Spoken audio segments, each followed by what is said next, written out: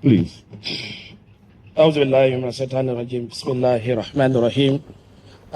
you, Honorable Speaker. I thank various members of various institutions, both religious and traditions. I also thank various organizations, local and international, and activists who are also present. Honorable Speaker, the bill entitled Women's Amendment Bill 2024. This bill seeks to lift the ban on female circumcision in the Gambia, a practice deeply rooted in ethnic, traditional, cultural, and religious belief of majority of Gambian people. Honorable Speaker, the bill seeks to uphold religious plurality and safeguard cultural norms and values. The current ban of female circumcision is a direct violation of citizens' right to practice their culture, religious, and guaranteed by the 1997 Constitution. Honorable Speaker, given the Gambia predominantly Muslim population, and the law is inconsistent with the aspiration of the majority of the people, should be reconsidered. Female circumcision is a cultural significant practice supported by Islam, values and tradition, which clear proofs of the teaching of the Prophet Muhammad sallallahu alaihi wasallam. It is noted that the use of laws to restrict religious or cultural practice, whether international or otherwise, lead to conflict and friction. Interestingly, the continuous existence of the ban of female circumcision and penalizing practitioners has directly contradicted the broader principles of United Nations, and which encourages, through its agencies, preservation and practice of cultural and historical heritage. Honorable Speaker, it is important to challenge the terminology used by anti-female circumcision movement, label the practice as mutilation. In the Gambia, we don't mutilate, but we circumcise. And it is nowhere found in this act and previous acts labeled fully that female genital mutilation. It is called female circumcision, both the parent and this current act that is in process. Properly conducted circumcision, as per religious guidelines and teachings, is not and cannot be deemed mutilation, emphasizing the distinction in crucial in addressing the concern raised by activists. Revoking the ban on female circumcision will allow people to enjoy the practice with all precautions, guidelines, guided by the religious diligence and care.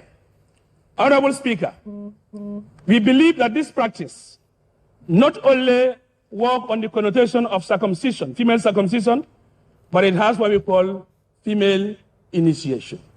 This is where our young girls, our sisters, our mothers are trained of how to respect elders, are trained how to respect in their marital status, are trained how to be in the society, are also trained to make sure they know who do they mix and who they don't. So these are practices that are, if it is, the ban is still continuing, it is going to send an ugly face to our country, an ugly face to our religion, an ugly face to our tradition, and the tradition is incumbent so far we progress as a nation. Honorable Speaker, as we progress in the democratic dispensation, we believe that female circumcision is core. It is sunnah in the teaching of the Prophet sallallahu alaihi wasallam.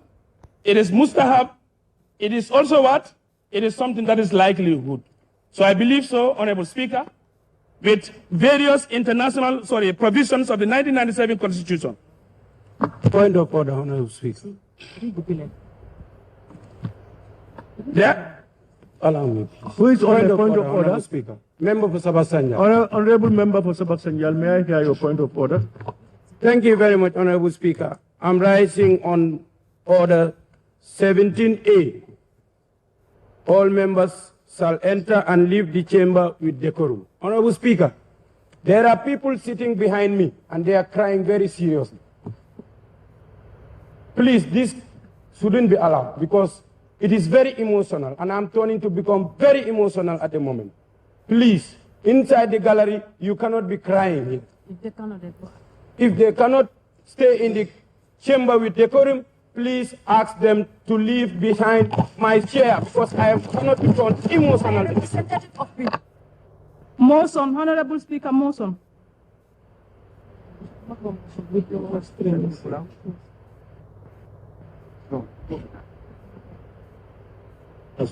When it was seconded.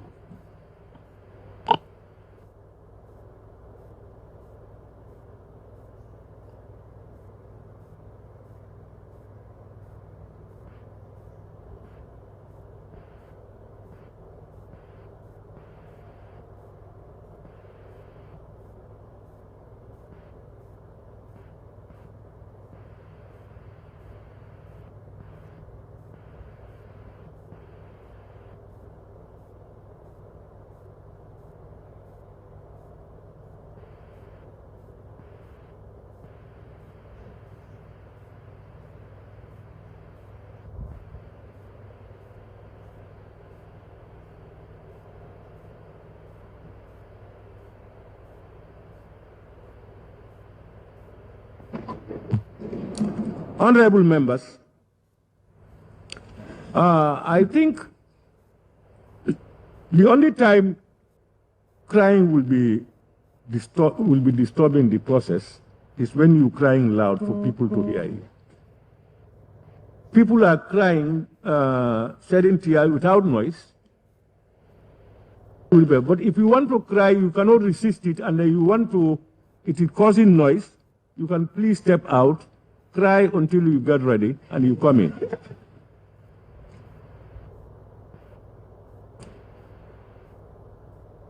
But if you can cry without noise, then you can be seated and cry. Member, please continue. Thank you, Honorable Speaker. On this note, I hereby move a motion, Women's Amendment Bill 2024. Thank you. Be read a second time. Thank you. Thank you, Honorable Member Pofoni Kansala. Seconder, Honorable Member for Lower Flood West. Thank you very much, Honorable Speaker, for giving me the floor. And I stand to second the motion and take part in the debate. Honorable Speaker, I came to this House and swear by the Quran that I will uphold the interests of this country. This bill is against the interests of this country, and my position in this bill should be killed. And just to come back, Mr. Speaker, before I go further, this country needs national prayers. This country needs national prayers. The most unfortunate scenario, before I come to my evidence, that a scholar uses to pray because I have different opinion with him to pray, may Allah have cause in me. That is not the practice of Prophet sallallahu alaihi wasallam. That have never been his practice. I have to say this in Mandinka. Nyim banko pour niye fata kangola o matina yen kas. And then, Honorable Speaker,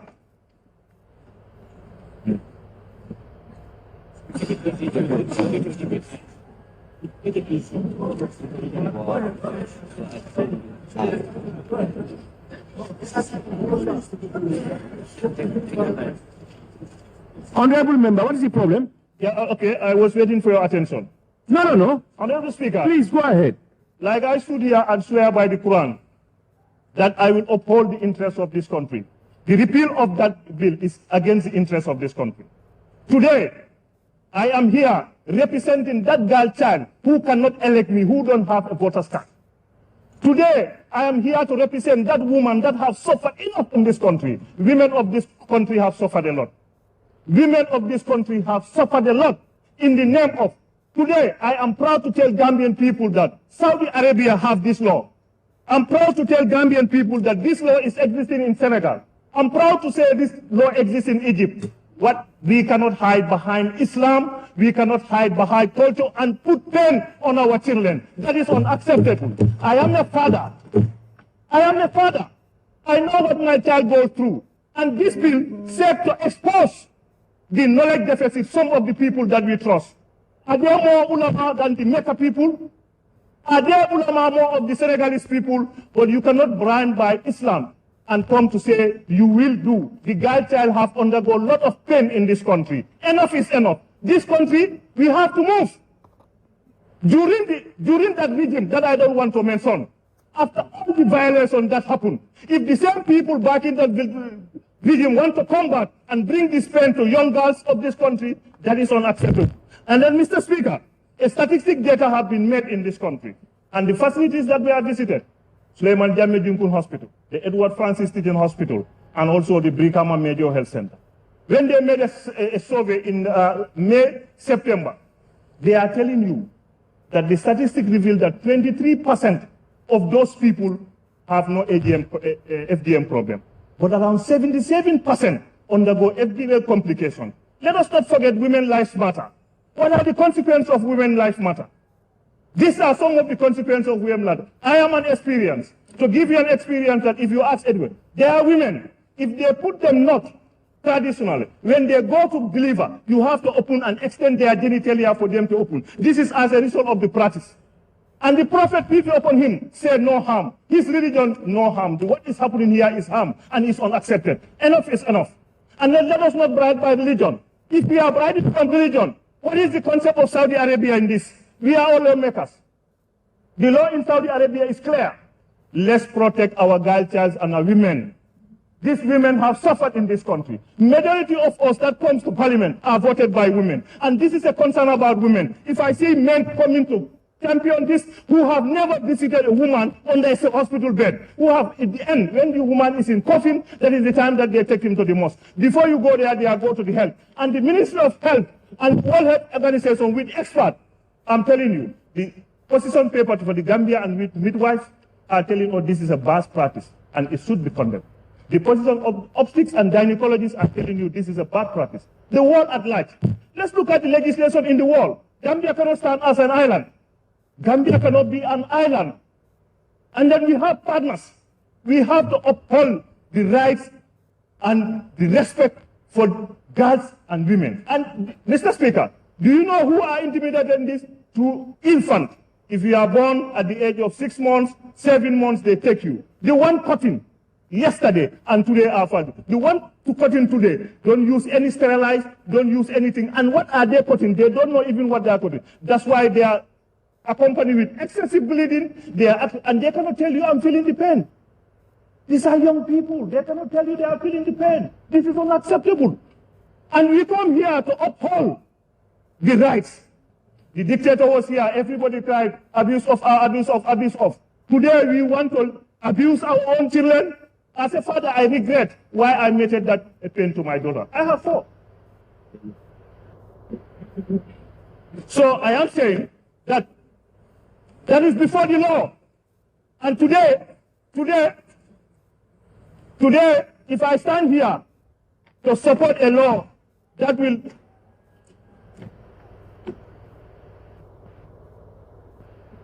today, when I look at my child at home and look at what she is going through, and I come here to sit down and defend the repeal of this law, Speaker, I'm saying no. And I'm urging all colleagues to bury the septic deep, and it should not go to any other state. Let us not give a false pretext.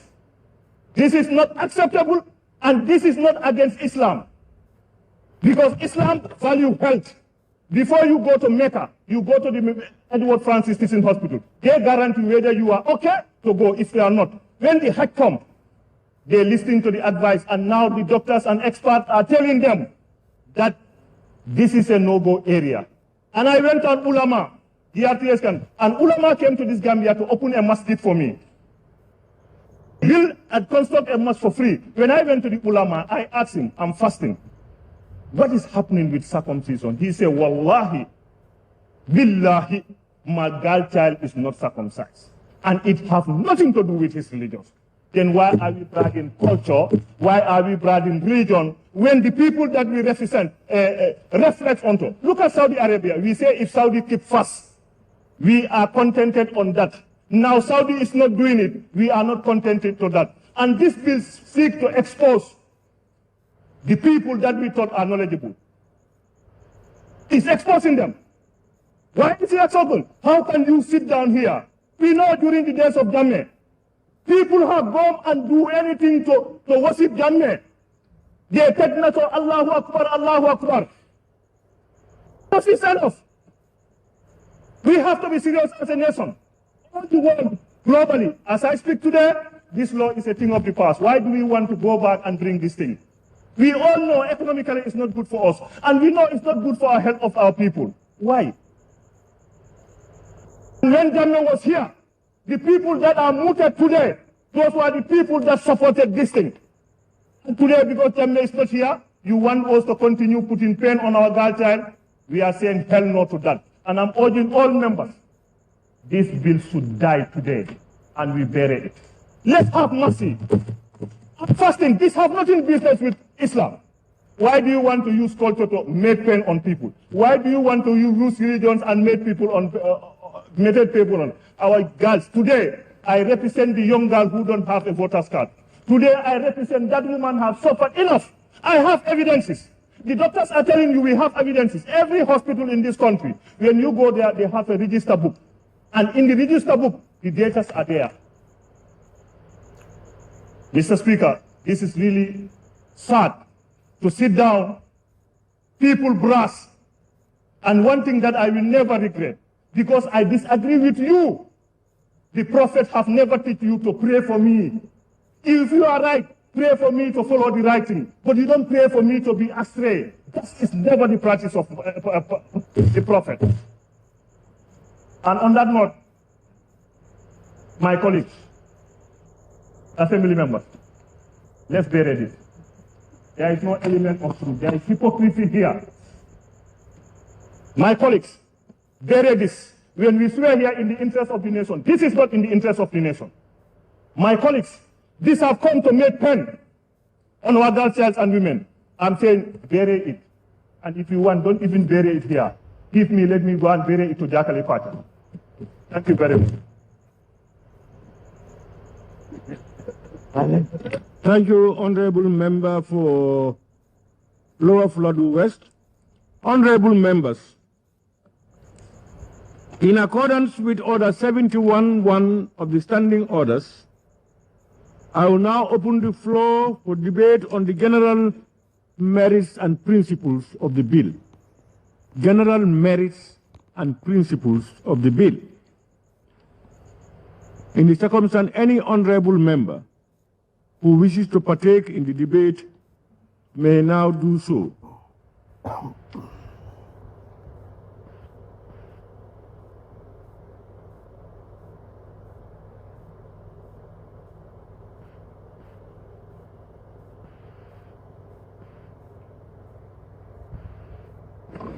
All right, honorable members, I have a long list of members who want to partake in the debate. I now begin with the honorable member for Kiang West. Honorable Speaker, thank you very much for giving me an opportunity to take part in this important exercise of our country. We are very much happy as a parliament today. Such an important matter is being laid before this floor. Majority of the citizens have concern to come here and listen to members of parliament in express of their views. Honorable Speaker, we represent people. One thing I want to make clear at first, before I continue with my deliberation, is that action in this parliament will never arrest and prosecute my electorate. My action, I repeat, my action in this parliament will never arrest and prosecute my electorate who brought me here. I derived my authority from those people. Let me resign from this parliament today than to enact a law that will go and arrest my mother, that will go and arrest my father over my dead body. I will never do that. Mr. Speaker, anything that we do here as parliament, we do it to be consistent with the law. Honorable Speaker, some time ago, people believe that, I will just cite a few examples before I go detail into my deliberation. Some time ago, a particular faith in this country called Ndigal community were denied in performance of what they believe is their faith and their belief. During TRLC, they were given time and right to testify, and human rights activists and the Human Rights Commission themselves justified those people to be practicing their religion. Anybody who stopped them from doing that, you are violating their human rights. But can stand today, that same Human Rights Commission and those activists, to tell Muslims that you cannot practice this, who believe it is a religious practice and it is a cultural practice. Let me quote this section of the country, Honorable Speaker, on your permission. Section 1, I will start with that, of the Constitution of the Gambia. It says, Point of order, Honorable Speaker. Point of order. I'm rising on a point of order. Who? Honorable Sabasanjal. Yes, 17E. point of order. I'm rising on 17E. Members shall not use mobile phones or any other electronic device in the chamber or at committee meetings.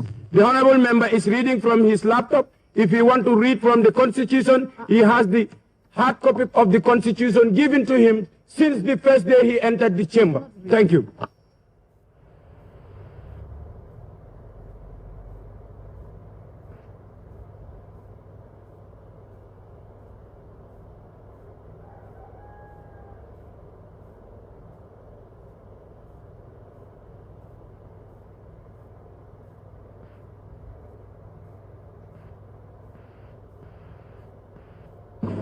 Honorable members,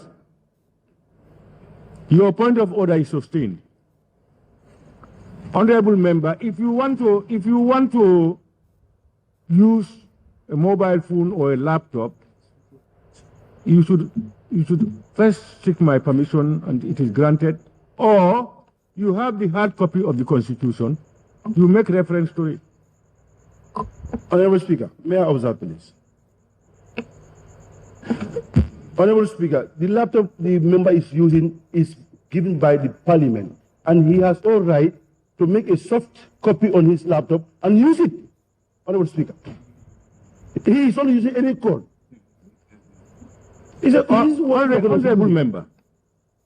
Honorable member for Lower Salem, after a judgment on an order, you cannot determine it from the floor.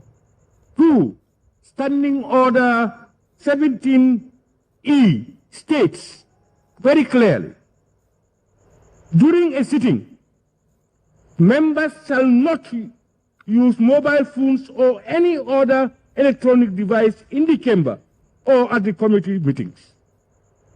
Whether you are given by the assembly or not does not qualify that it can be used. The assembly never gave you for you to come to the assembly and use it. You can also only use it here with the permission of the speaker. Otherwise, that's why you are given the Constitution. So it is out of order. Honorable member, if you want, you have the hard copy of the Constitution.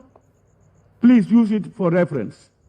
And if not, when next you want to use your laptop and make references, please call my attention and seek for permission. If permission is granted, then it will be legal for you to use it. Can you continue, please? I know I touch nerves whenever I take the floor, so I don't mind with that. So, Honorable Speaker, On your permission, I want to quote these sections of the Constitution from section 1 of our Constitution, which says, the Gambia is a sovereign secular republic. The Gambia is a sovereign secular republic. Every citizen in this country is free to belong to any religion and practice or manifest that religion. This is what the supremacy of the Constitution is telling us. But number 4 also says, Section 4 of the Constitution says supremacy of the Constitution.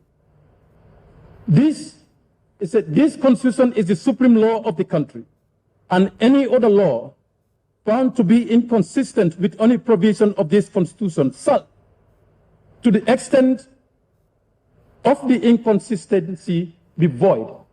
This law that we have of banning FGM or female circumcision is inconsistent with our national law.